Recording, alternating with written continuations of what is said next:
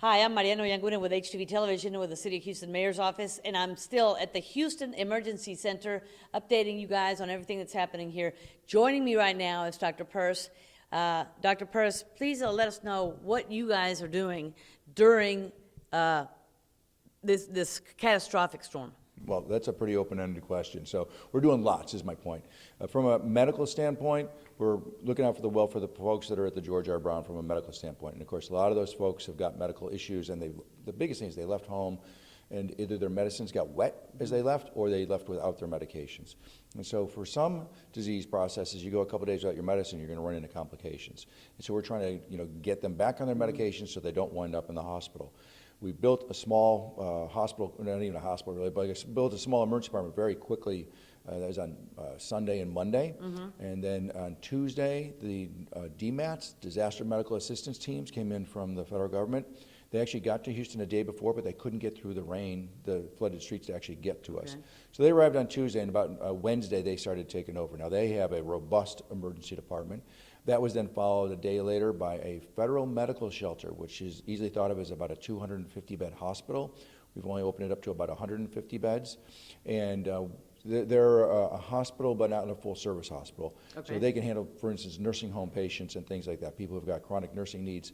And we're using that. In fact, when they got here, well, their equipment came first, so they set up the beds, and then the doctors came. The doctors came, their hospital was a third full already before they, before they even officially opened. So a lot of folks, a lot of problems, and we're trying to meet those needs. Okay, a lot of people have asked about, if you've been in the water, any precautions you need to take, if they get a rash or anything like that. Can you kind of elaborate on what tips maybe they need to follow? Sure. Well, first of all, walking through the dirty water is dangerous because you don't know what you're walking on.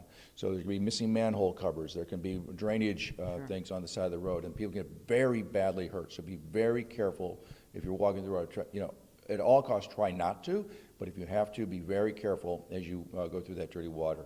And it is dirty water, and it's contaminated with all kinds of organisms and chemicals.